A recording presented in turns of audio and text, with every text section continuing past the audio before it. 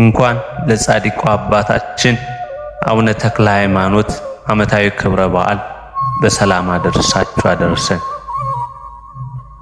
ከዚህ በመቀጠል ጥር 24 ቀን የሚነበበውን ተክለ ሃይማኖትን ገድል እናሰማለን።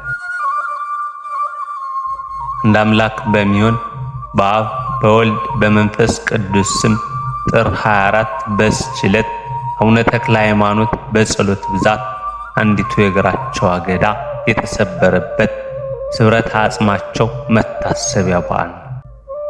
የከበረች ተጋዳይ ግብፃዊት ቅድስት ማርያም ያረፈች፣ እንዲሁም የሸዋው እጨጌ መርዓ ክርስቶስ የዕረፍታቸው በዓል ነው።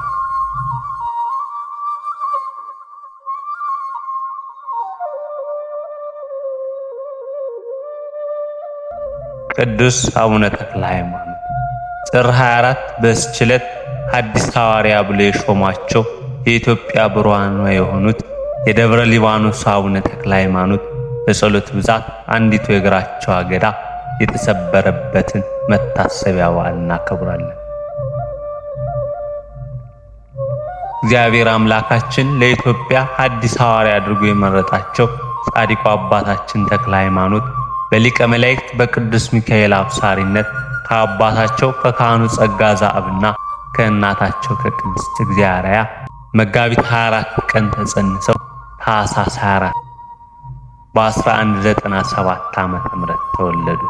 ጻድቁ በተወለዱ በሦስተኛው ቀን ከእናታቸው እቅፍ ወርደው አሐዱ አብ ቅዱስ፣ አሐዱ ወልድ ቅዱስ፣ አሐዱ ውእቱ መንፈስ ቅዱስ ማለትም አንድ አብ ቅዱስ ነው፣ አንድ ወልድ ቅዱስ ነው፣ አንዱ መንፈስ ቅዱስ ቅዱስ ነው በማለት የፈጠራቸውን አምላክ አመስግነውታል። ወላጆቻቸውም ስማቸውን ፍስሐ ጽዮን ብለው ሾሟቸው። ይኸውም የጽዮን ተላዋ ደስታዋ ማለት ነው። የወላጆቻቸው የቀድሞ ስማቸው ዘራ ዮሐንስና ሳራ ይባል ነበር። ቅዱሳን አባቶቻችን እና አቡነ ተክለ ሃይማኖትና እና አቡነ ዜና ማርቆስ፣ ሌሎችም እና አቡነ ሳሙኤል ዘወገግ፣ አቡነ ሕፃሙዓ፣ አቡነ አኖሪዮስ፣ አቡነ ገላውዲዮስ፣ አቡነ ማትያስ፣ አቡነ ቀውስጦስ የትውልዳቸው መሰረት ኢያሱ ለሌዋውያን ክፍል ትሆን ዘንድ ከለያት ከኢየሩሳሌም ነው። ስማቸውን የጠቀስኳቸው እነዚህ ቅዱሳን አባቶቻችን የወንድማማቾች ልጆች ሲሆኑ ከአዳም ጀምሮ 61ኛ ትውልድ ናቸው።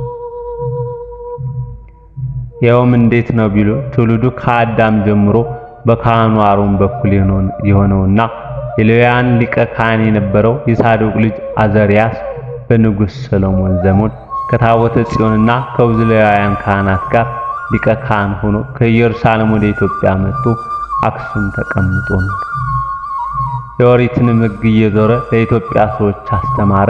ትውልዱም በአብርሃ ወአብጽሐ በአባ ሰላማ ዘመን እስከነበረው እንበረም የሚባለው ጻድቅ ድረስ ደረሰ። የእንበረም ትውልድ ደገኘው ሕይወት ብነ ጽዮን ድረስ ደረሰ። ሕይወት ብነ ጽዮንም የደማስቆ ምድር ከሚሏት ከወለቀ ሀገር የመኮንን ልጅ የሆነችውን ወለተ ሳውልን አግብቶ አበይድላን ወለደ። አበይድላም በንጉሱ ድል አዥን ዘመነ መንግስት ለ150 ካህናት አለቃ ሆኖ በወለቀ ሀገር የክርስቶስን የወንጌል ሕግ እያስተማረ ብዙዎችን አጠመቀ።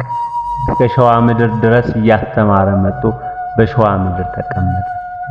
ብዙ አብያተ ክርስቲያናትን ማሳነጸ። እጅግ አስደናቂ ታምራትንም ያደርግ ነበር። በሸዋ ስላልሽ ተቀምጦ ሲያስተምርም በአንዲት ቀን እስከ 200,000 ሕዝብ ያጠምቅ ነበር በማለት ገድለ አቡነ ተክለ ሃይማኖት ይመሰክርለታል። አቡነ ተክለ ሃይማኖት ከልጅነታቸው ጀምሮ በወላጅ አባታቸው በካህኑ ቅዱስ ጸጋ ዘአብ ግብረ ድቁና ሥርዓተ ቤተ ክርስቲያን ሲያጠኑ ቆይተው በ15 እና በ22 ዓመታቸው ከእስክንድርያው ሊቀ ጳጳስ ከአቡነ ቄርሎስ ዲቁናን ቅስናን ተቀበሉ። ብፁዕ ቅዱስ አባታችን ቅድስት ቤተ ክርስቲያንን በወጣትነት ዕድሜያቸው ያገለግሉ እንደነበር በዚህ ይታወቃል።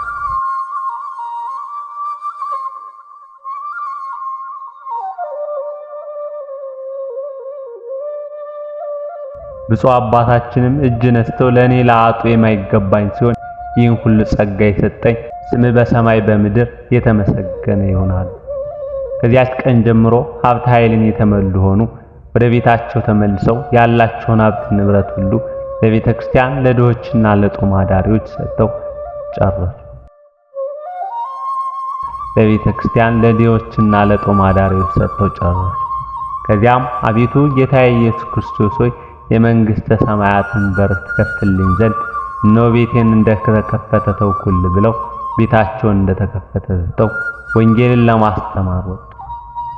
ጻድቁ አባታችን በሀገራችን ኢትዮጵያ እየተዘዋወሩ ሕዝቡን ከኃጢአት ወደ ገብረ ጽድቅ ከክህደት ወደ ሃይማኖት ስለመለሱት በዚህም የተነሳ ለኢትዮጵያውያን ብርሃን ተብለዋል። አባ ተክለ ሃይማኖት ከበዓታቸው ሳይወጡ በጸሎት ተጠምደው ሌሊትና ቀን ይቆሙ ነበር። ከተጋድሎ የተነሳ ቁመትንም ካበዙ ወዲህ አንዲቱ የእግራቸው አገዳ ተሰበረ። ደቀ መዛሙርቱ አንስተው አክብረው በሰበን ጠቅልለው ከመንበሩ እግር በታች ቀበሯል። ከዚህም በአንዲት እግራቸው 7 ዓመትም ቆሙ። በዚህ ቀንም ቤተክርስቲያን በጸሎት ብዛት አንዲቱ የእግራቸው አገዳ የተሰበረበትን ስብረት አጽማቸውን መታሰቢያ ታከብራለች። ጻድቁ አባታችን የአቡነ ተክለ ሃይማኖት ረድኤታቸውና በረከታቸው ይደርብን ለዘላለሙ አሜን።